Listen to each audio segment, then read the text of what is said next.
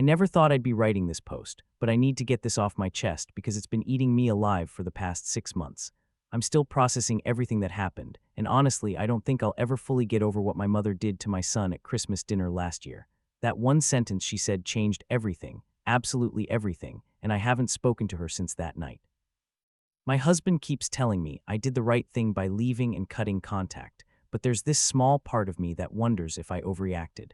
Then I remember the look on my son's face, the way his eyes filled with tears, and I know I did exactly what I needed to do. Let me start from the beginning because the context matters here. My mother, Patricia, has always been what you might call a difficult woman. Growing up, I learned to navigate her moods, her criticisms, her constant need to be right about everything. She had opinions on every aspect of my life, from the clothes I wore to the friends I chose to the career path I followed. Nothing was ever quite good enough for her standards. My father passed away when I was in college, and after that, my mother became even more controlling and critical. Without my dad there to soften her edges, she just became harder and meaner over the years. I met my husband, David, when I was 25. He was kind, patient, and exactly the opposite of my mother in every way. When I introduced them, I could see the disapproval in her eyes immediately. He wasn't wealthy enough, wasn't ambitious enough, wasn't from the right kind of family. But I loved him, and for the first time in my life, I stood up to my mother and married him anyway. She came to the wedding, but she made sure to let me know she thought I was making a mistake. She actually told me on my wedding day that I was settling and that I'd regret it within 5 years. We proved her wrong. David and I built a beautiful life together. We struggled financially at first, like most young couples do, but we were happy. We supported each other through career changes, through losses, through all the challenges that life threw at us. And then, 5 years into our marriage, we had our son, Michael. Michael was born premature at just 32 weeks. He spent the first 6 weeks of his life in the NICU, fighting for every breath. It was the scariest time of my life, watching my tiny baby hooked up to machines, wondering if he would make it. But he did. He's a fighter, always has been. However, the premature birth came with complications. As Michael grew, it became clear that he had some developmental delays. He was slower to walk, slower to talk, and by the time he started school, we knew he needed extra support. Michael was diagnosed with a learning disability and ADHD when he was 7. He also has some mild motor skill delays that affect his handwriting and coordination. School has always been challenging for him, but he tries so hard. He works twice as hard as other kids just to keep up, and I've never been anything but proud of him. He's creative, funny, incredibly kind, and has the biggest heart of anyone I know. He loves animals, especially dogs, and he can spend hours drawing elaborate fantasy worlds filled with dragons and knights. He has friends, he's happy, and he's making progress every single day. But my mother has never accepted Michael for who he is. From the moment we told her about his diagnosis, she made it clear she thought something was wrong that needed to be fixed. She would send me articles about alternative therapies, special diets, vitamin regimens, anything that promised to cure learning disabilities. I tried to explain to her multiple times that Michael didn't need to be cured, he just needed support and understanding, but she never listened. She would make comments about how if we just disciplined him more, he'd focus better, or how if we turned off the TV and made him read more, he'd catch up to his peers. Every single comment was like a knife to my heart because she fundamentally didn't understand or accept my son. Despite all this, I kept trying to maintain a relationship with her. She was my mother, my only living parent, and I guess part of me kept hoping she would change. I wanted Michael to have a grandmother who loved him. I wanted to believe that underneath all that criticism, there was love. So we'd visit her, we'd call her, we'd include her in holidays and birthdays, but every visit was stressful. I'd spend the entire time on edge, waiting for her to say something hurtful, jumping in to redirect conversations, making excuses to leave early. David thought we should cut contact years ago. After one particularly bad Thanksgiving when Michael was 9 and my mother spent the entire meal correcting his table manners and comparing him unfavorably to my cousin's children, David told me we didn't have to keep putting ourselves through this. But I wasn't ready. I kept making excuses for her, kept hoping she'd change, kept putting us all through this toxic cycle. Last Christmas, Michael was 12 years old. He'd been working incredibly hard in school, and his teachers were proud of his progress.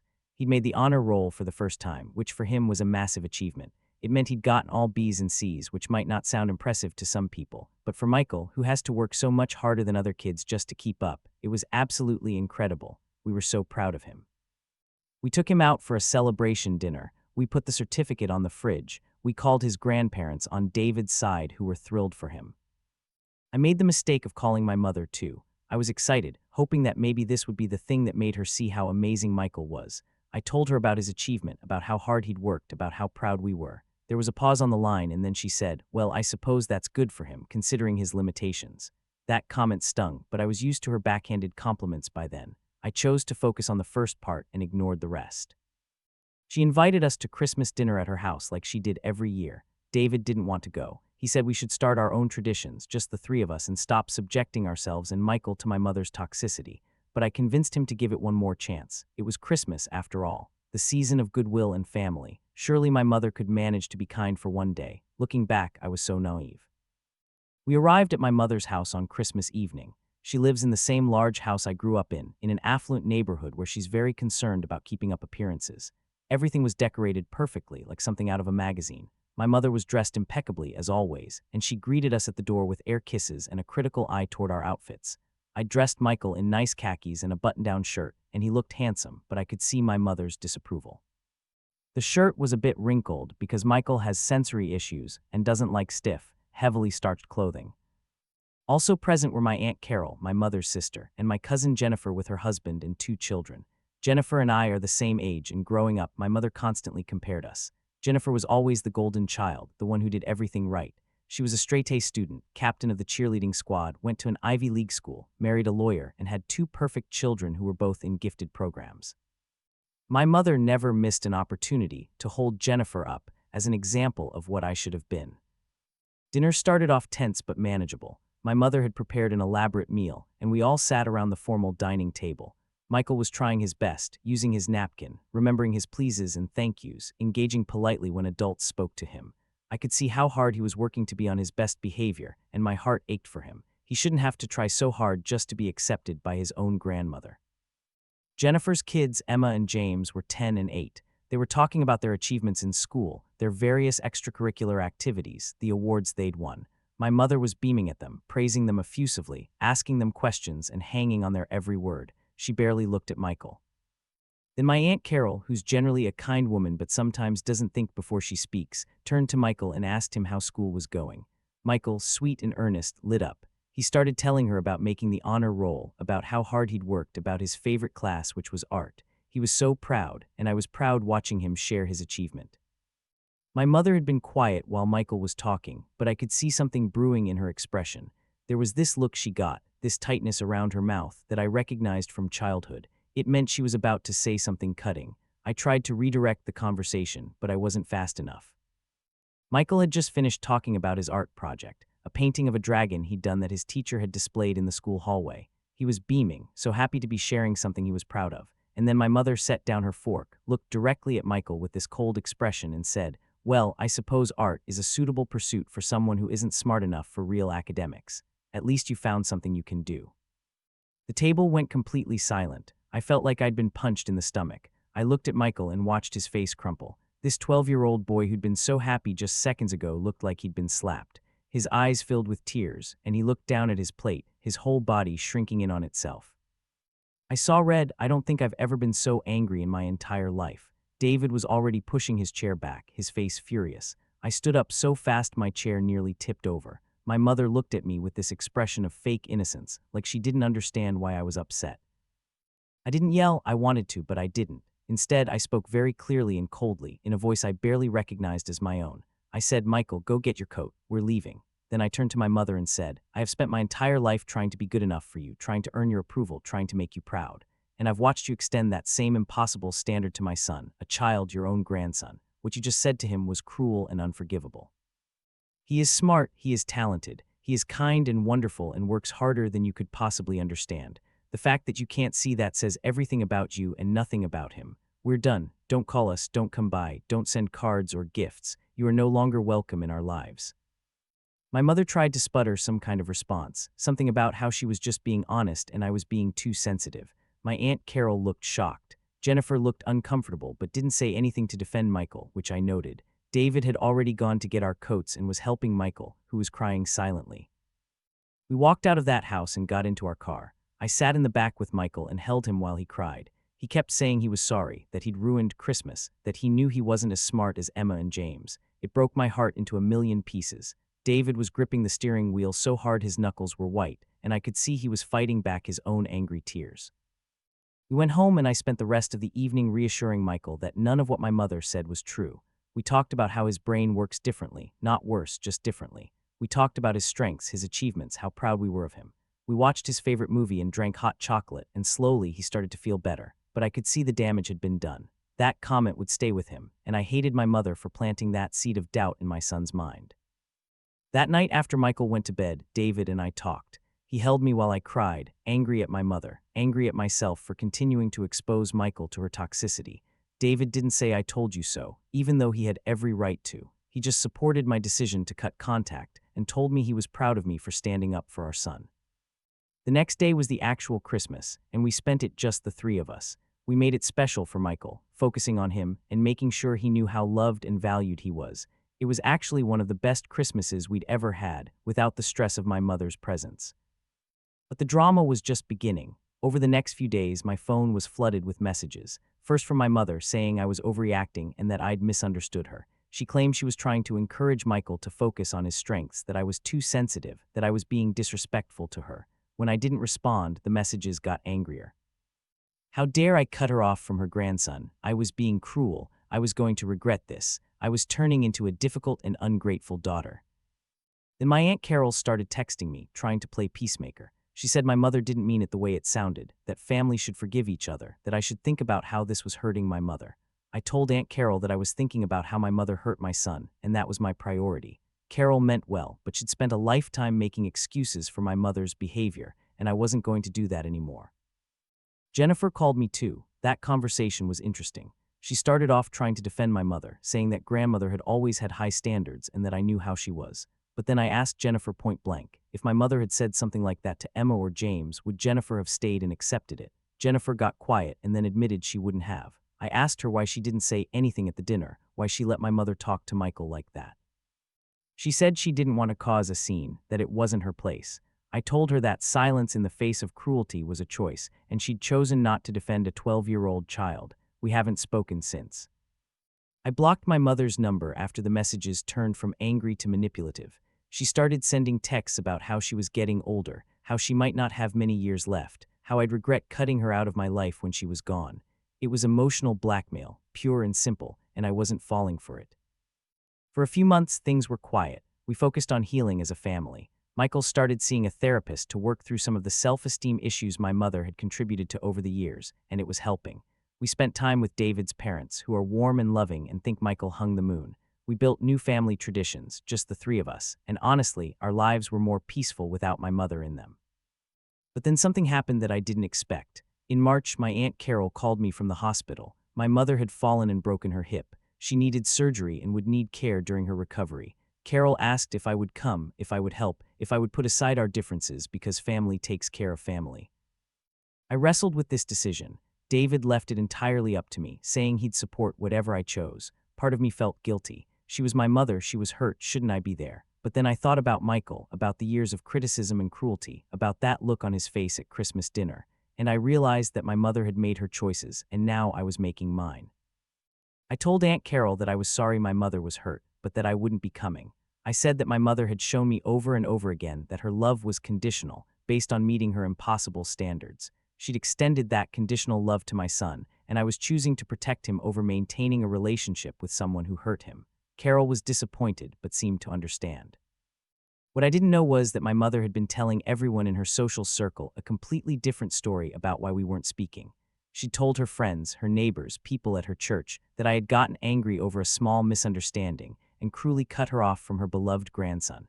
She'd painted herself as the victim, a poor grandmother being kept from her grandchild by a vindictive daughter. She'd apparently been getting a lot of sympathy, with people telling her how terrible it was that young people today had no respect for their elders. I found all this out through a Facebook message from one of my mother's neighbors, a woman named Susan who I'd known growing up. Susan sent me a long message about how disappointed she was in me, how she'd heard about what I'd done, how my poor mother was suffering both physically and emotionally because of my selfishness. The message was dripping with judgment and condescension. This was when I decided that if my mother was going to tell her version of the story, I was going to tell the truth. I was done protecting her reputation at the expense of my own and my son's well-being.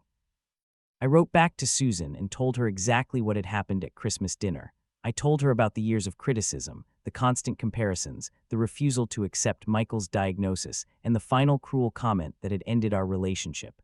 I told her that my first priority was protecting my child from emotional abuse, and that's what I was doing. Susan's response was very different. She apologized for judging without knowing the full story. She said she had grandchildren too and couldn't imagine speaking to them that way. She said my mother had definitely not shared those details with anyone. I decided to set the record straight more publicly. I'm generally a private person and don't air family drama on social media, but my mother had forced my hand by lying about what happened. I wrote a post on Facebook, not naming my mother specifically, but making it clear I was talking about a family estrangement. I explained that I'd made the difficult decision to end a toxic relationship to protect my child from emotional abuse. I wrote about how sometimes family members believe they have the right to be cruel because they're family, and how that's not acceptable. I wrote about how children deserve to be loved unconditionally, and how I would always choose my son's well-being over maintaining relationships with people who hurt him. The response was overwhelming. I had so many messages from friends, from acquaintances, even from people I barely knew, sharing their own stories of cutting off toxic family members. The support was incredible and affirming. Several people who knew my mother reached out privately to say they weren't surprised, that they'd always found her cold and critical, that they supported my decision. But there was also backlash. Some of my mother's friends and some older relatives came out of the woodwork to lecture me about respecting my elders, about forgiveness, about how family is family. I was told I was being unforgiving, that I was setting a bad example for Michael by cutting off his grandmother, that I'd regret this someday. One message particularly got under my skin. It was from an older cousin who said that my generation was too soft, too sensitive, and that we'd all survived critical parents and grandparents without falling apart. I wrote back and said that just because they'd survived it didn't mean it was okay, and that maybe if their generation had set better boundaries, there would be less trauma being passed down to the next generation. She didn't respond to that. Through all of this, I didn't hear from my mother directly. She'd apparently told Aunt Carol that she was waiting for me to apologize to her, that she wouldn't reach out until I admitted I'd overreacted and asked for forgiveness. I had to laugh at the audacity. She was waiting for me to apologize for protecting my son from her cruelty. In May, something unexpected happened. I got a letter in the mail from my mother's lawyer. My heart sank when I saw it, thinking she was suing me for grandparents' rights or something equally ridiculous. But it wasn't that. The letter informed me that my mother was updating her will and wanted me to know that I was being removed as a beneficiary due to my disrespectful behavior and abandonment of her in her time of need. Everything would be going to various charities and to Jennifer. I'll be honest, this hurt, not because I cared about the money or the inheritance, but because it was such a clear statement of how my mother valued our relationship. I was worth something to her only if I complied with her wishes and accepted her treatment of my son. The moment I set a boundary, I was dead to her. But it also clarified things for me. It removed any lingering guilt I'd been feeling. My mother had shown me exactly who she was, and I finally believed her. David was furious about the letter, calling it manipulative and cruel. I filed it away and tried to move on. Michael's 13th birthday was in June, and we threw him a big party with his friends. It was dinosaur-themed because despite being 13, he still loved dinosaurs, and we weren't going to make him feel bad about that. We had decorations, games, a cake shaped like a T-Rex, and he had the best time. David's parents came and spoiled him rotten with gifts and attention. Watching Michael laugh and play with his friends, surrounded by people who loved him exactly as he was, I knew I'd made the right choice cutting out my mother. A few days after the party, I got a card in the mail. It was a birthday card for Michael from my mother. Inside was a check for $50 and a note that said, "Happy birthday to my grandson. I hope you're doing well in school. Love, grandmother." No acknowledgement of what had happened, no apology, just this generic card like everything was normal. I didn't give it to Michael. I tore up the check and threw the card away. I wasn't going to let my mother ease her conscience by sending a card while still refusing to acknowledge the harm she'd caused. If she wanted a relationship with Michael, she knew what she needed to do. She needed to apologize, to acknowledge how she'd hurt him, to show real change. A birthday card and $50 wasn't going to cut it. In July, I got a call from Jennifer. This was surprising since we hadn't spoken since January. She said she needed to tell me something and asked if we could meet for coffee. I was skeptical but curious, so I agreed. We met at a neutral coffee shop, and Jennifer looked uncomfortable from the moment she sat down. She made small talk for a few minutes before finally getting to the point. She said that my mother had been talking about changing her will and leaving everything to Jennifer and Charities, cutting me out completely. Jennifer said she didn't feel right about this, especially after thinking more about what had happened at Christmas. She admitted that she'd been thinking about that dinner a lot, about how she'd stayed silent when my mother said that cruel thing to Michael. She said she'd talked to her husband about it, and he'd asked her how she would have felt if someone said that to Emma or James. She realized she would have been devastated and furious. She said she'd been complicit in my mother's behavior for years, benefiting from being the favored one and never standing up when my mother was cruel to me or to Michael. Jennifer apologized. She said she was sorry for not defending Michael, sorry for staying silent, sorry for benefiting from a dynamic that hurt me. She said she'd actually confronted my mother about what she'd said to Michael, and my mother had defended herself, saying she was just being honest and that everyone was too sensitive these days. Jennifer told me that she told my mother that if she couldn't treat both grandchildren with equal love and respect, then Jennifer didn't feel comfortable bringing Emma and James around her either. My mother apparently didn't take this well and accused Jennifer of turning against her too. I appreciated Jennifer's apology, and I could see it was genuine. We talked for a long time about our childhoods, about my mother's favoritism, about the damage it had done to both of us in different ways.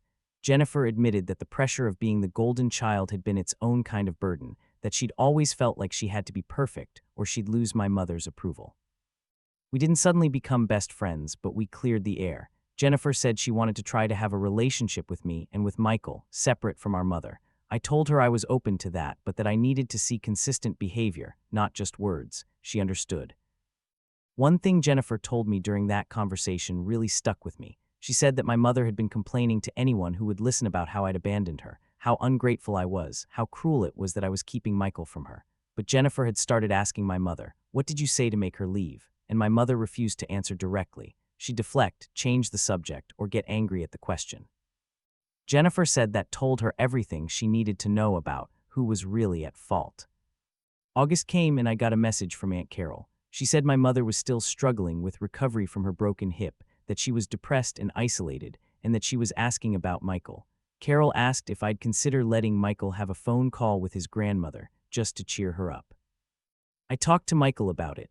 I told him that his grandmother had been asking about him and wanted to talk to him, but that I wanted to know how he felt about it. I told him he didn't have to talk to her if he didn't want to, that his feelings mattered most. Michael thought about it and then asked me, did she ever say sorry for what she said at Christmas? I told him honestly that no, she hadn't. He said, then I don't want to talk to her. When I hurt someone's feelings, you and Dad make me apologize. She should have to apologize too. My 12-year-old son had more emotional maturity than my mother. I told him I was proud of him for expressing his feelings and that I supported his decision. I relayed this to Aunt Carol, who sighed and said she understood. She told me she'd been trying to get my mother to apologize for months, but my mother insisted she had nothing to apologize for. In September, Michael started 8th grade. He was nervous but excited. We'd worked hard over the summer with his therapist, and his confidence was growing. He was still in special education for some subjects, but he was doing well and his teachers liked him. He joined the art club and was thriving. One afternoon, I got a call from the school. My heart always drops when I see the school number because I worry something's wrong with Michael. But the vice principal was calling to let me know that someone had come to the school claiming to be Michael's grandmother and asking to see him. My blood ran cold. I asked if they'd let her see him, and the vice principal said absolutely not. The school had strict policies about who could pick up or visit students, and my mother wasn't on Michael's approved list. They'd asked her to leave and told her she needed to contact the parents if she wanted to arrange something. I thanked them profusely for following protocol and confirmed that my mother did not have permission to see Michael at school or to pick him up. I added a note to his file that if she showed up again, I wanted to be called immediately. I was shaking when I hung up. My mother had gone to Michael's school. She'd tried to get to him behind my back. This was a massive boundary violation and honestly frightening. What was she thinking? What was she planning to say to him? I called David immediately, and he was as upset as I was. We decided that if my mother tried this again, we'd pursue a restraining order. This had crossed a line from estrangement to harassment. That evening, I sent my mother an email. I told her that I knew she'd gone to Michael's school, that it was completely inappropriate, and that if she tried to contact him again without going through me, I'd take legal action. I told her that if she wanted any chance at a relationship with us in the future, she needed to respect our boundaries, and that meant no contact until and unless I reached out to her. She responded with a long email about how she had every right to see her grandson. how I was being controlling and manipulative, how she was just trying to have a relationship with him despite my attempts to keep them apart. She said I was poisoning Michael against her, and that I'd turned into a cruel and vindictive person. There was no acknowledgement of why we'd cut contact in the first place, no apology, just accusations and justifications. I forwarded the email to my lawyer, just to have documentation in case we needed it. Then I blocked my mother's email address too. Every avenue of contact was now closed. October brought an unexpected twist. I ran into one of my mother's oldest friends, Margaret, at the grocery store. Margaret had known me since I was a child. I expected her to give me a lecture about respecting my mother, but instead, she pulled me aside and said she needed to tell me something. Margaret said that she'd had lunch with my mother recently, and my mother had spent the entire time complaining about me and about Michael. Margaret said my mother had made some very cruel comments about Michael's disabilities, saying things like he was probably faking it for attention, that he was just lazy, that there was nothing actually wrong with him that discipline wouldn't fix. Margaret told me she'd finally had enough and told my mother that those comments were out of line. She said she'd known Michael since he was born, and he was a sweet boy who was clearly trying his best. My mother apparently got very angry and told Margaret that she didn't know what she was talking about, that Margaret didn't have to deal with the embarrassment of having a grandson who was slow. Margaret told my mother that she should be ashamed of herself and that she finally understood why I'd cut contact. She said my mother had tried to backtrack, but Margaret had already made up her mind. She told me she'd stopped talking to my mother after that lunch and wanted me to know that I had her full support. I was stunned and grateful. Margaret gave me a hug and told me I was doing the right thing protecting my son. She said that just because someone is family doesn't mean you have to tolerate them abusing your children. Hearing that from someone of my mother's generation, someone who'd known her for decades, was incredibly validating. November came and Thanksgiving approached. Last year at this time, I'd been stressed about the upcoming Christmas dinner at my mother's house. This year, we made plans to spend Thanksgiving with David's family, and I felt nothing but relief and happiness about it. We had a wonderful holiday, full of warmth and laughter and acceptance. Michael was relaxed and happy, not walking on eggshells trying to be perfect. It confirmed again that we'd made the right choice. The week after Thanksgiving, I got a notification that someone had tagged me in a Facebook post. It was Jennifer. She'd written a long post about family dynamics, toxic behavior, and the importance of protecting children from emotional abuse. She didn't name my mother specifically, but it was clear who she was talking about. She wrote about how she'd been complicit in toxic family dynamics and was working to do better. She wrote about how children deserve unconditional love and how adults who can't provide that shouldn't be surprised when they're cut off. The post got a lot of attention and a lot of support. It also clearly got back to my mother, because Jennifer called me a few days later to say that my mother had sent her a furious message about betraying her and airing family business publicly. Jennifer said she'd responded by telling my mother that if she didn't want people to know she'd said cruel things, she shouldn't say cruel things. I was proud of Jennifer for speaking up. She told me that she and her husband had decided to keep their distance from my mother too, at least until my mother showed real willingness to change and take accountability. She said Emma and James didn't need that negativity in their lives either. December arrived, and with it came the one-year anniversary of the Christmas dinner that had ended my relationship with my mother. I thought I might feel sad or conflicted, but instead I felt peace. We'd had a whole year without my mother's criticism, without the stress of managing her moods, without exposing Michael to her toxicity. Michael was thriving in therapy, his grades were good, and most importantly, he was happy and confident. We spent Christmas just the three of us, plus David's parents who came to visit. We made new traditions, played games, watched movies, and enjoyed each other's company. Michael said it was the best Christmas he'd ever had, and my heart was full.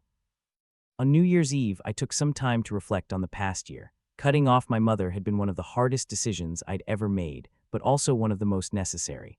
I'd been conditioned my whole life to accept her treatment, to make excuses for her, to keep trying to earn her love. But watching her extend that same conditional love to my son had finally broken the spell.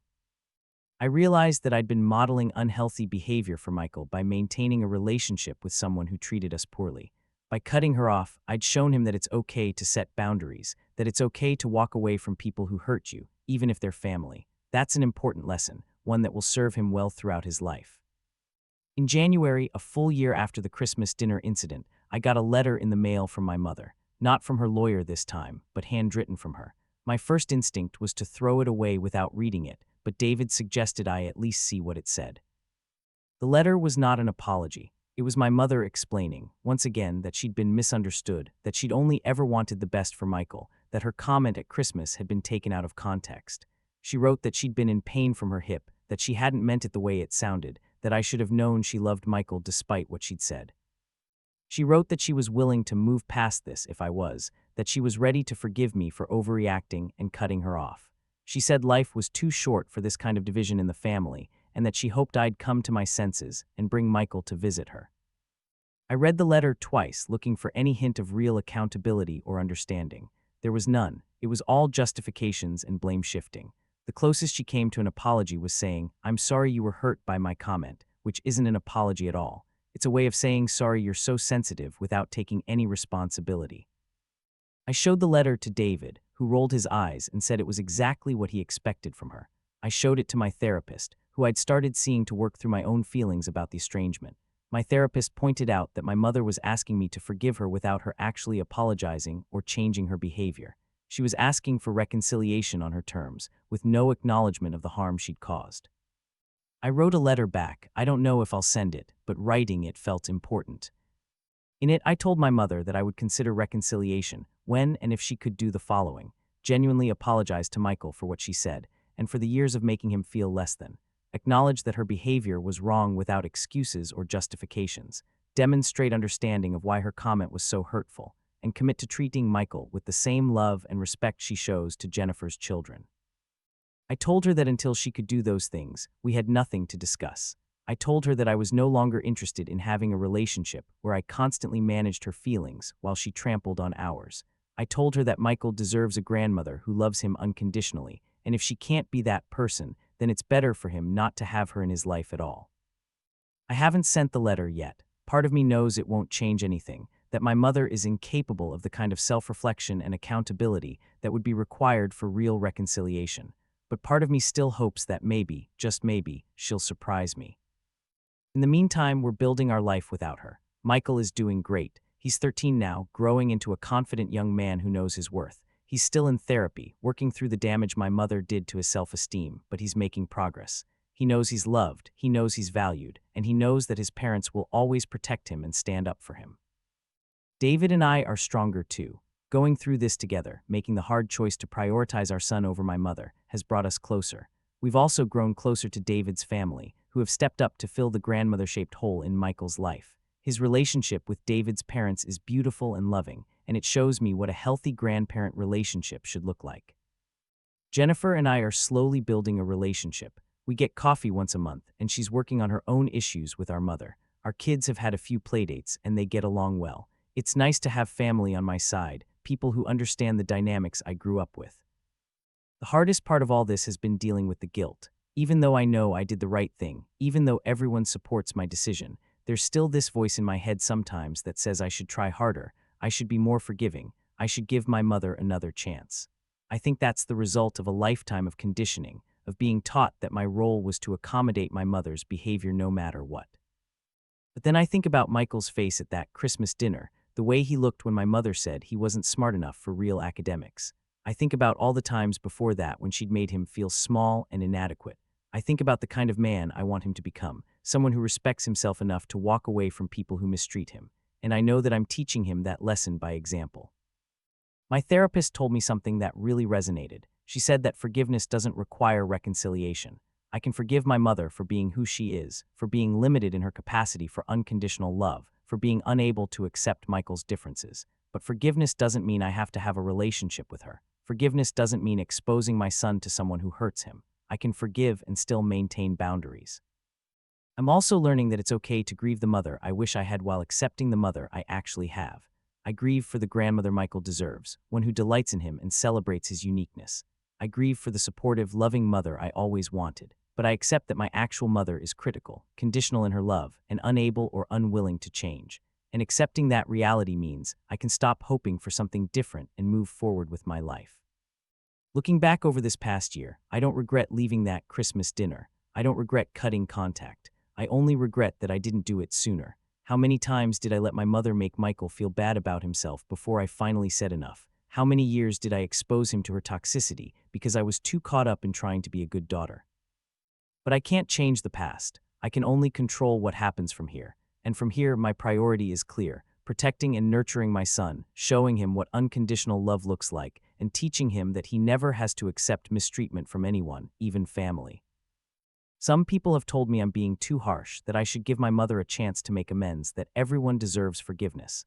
But here's the thing: my mother has had a year to apologize, a year to show genuine remorse, a year to demonstrate change. Instead, she spent that year playing the victim, lying about what happened, trying to go around my boundaries, and sending a non-apology letter that blamed me for being too sensitive.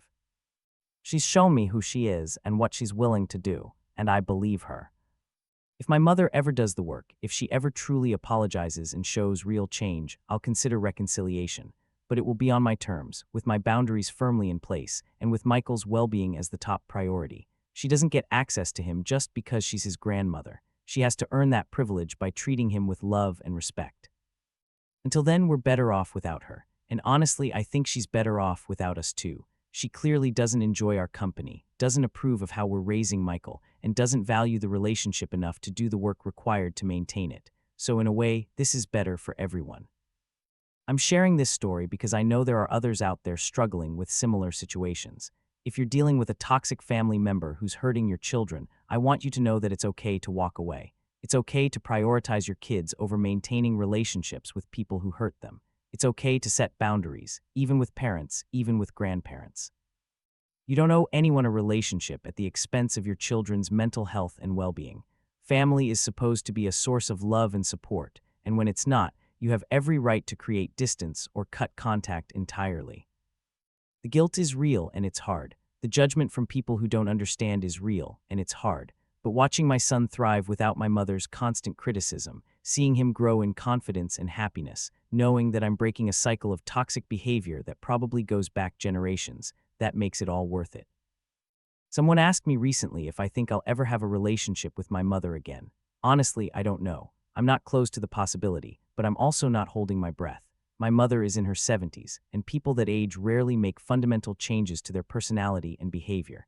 She'd have to do some serious self-reflection and personal work to get to a place where she could be in our lives in a healthy way. But whether or not that ever happens, I'm at peace with my decision. I chose my son. I chose his mental health, his self-esteem, his well-being over my mother's feelings and my own guilt, and I'd make the same choice again in a heartbeat. To anyone reading this who's in a similar situation, you're not alone. You're not being too sensitive. You're not overreacting. If someone is hurting your child, even if that someone is family, you have every right to protect them. Your first loyalty is to your kids, not to maintaining dysfunctional family dynamics. And to anyone who thinks I'm being too harsh or unforgiving, until you've watched someone hurt your child, until you've seen the light go out of their eyes because of someone's cruel words, you don't get to judge my choices. I'm doing what I believe is right for my family, and that's all any parent can do. So that's my story. That's how my mother crushed my son with one sentence at Christmas dinner, how we left and never came back, and how we've been rebuilding our lives in the year since. It's been the hardest year of my life in many ways, but also one of the most liberating. I finally put my foot down, set a boundary, and stuck to it. And I'm teaching my son that his worth isn't determined by other people's opinions, even if those people are family. We're doing okay, better than okay, actually. We're thriving. And we're doing it without the weight of my mother's expectations and criticism holding us down. Sometimes the healthiest thing you can do is walk away, and that's exactly what we did. I don't know what the future holds. Maybe my mother will have a change of heart. Maybe she'll do the work and we'll reconcile someday. Or maybe we'll never speak again. Either way, I know I made the right choice for my son, and that's what matters most. He deserves to grow up knowing he's loved exactly as he is, and I'll fight anyone who tries to make him feel otherwise, even if that person is my own mother. Thank you for reading my story. If you're going through something similar, I hope this helps you feel less alone. And if you're that person who's been cruel to a child in your family, I hope this gives you perspective on the consequences of your words and actions. It's never too late to apologize and change, but it is possible to wait too long and lose your family forever. As for us, we're moving forward. We're creating our own traditions, building our own version of family, and focusing on the people who truly love and support us. And honestly, our lives are so much better for it. That one sentence my mother said ended our relationship, but it also freed us from a toxic dynamic that had been damaging us for years. In a strange way, I'm almost grateful for it. It gave me the clarity and courage to finally do what I should have done long ago. We're done, we left, and we're never going back.